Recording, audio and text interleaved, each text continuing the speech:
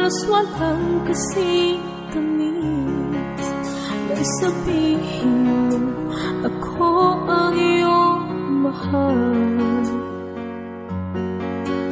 dyan sa puso mo ay wala na nga iba. Dahil ikaw at ako'y magpakailanman.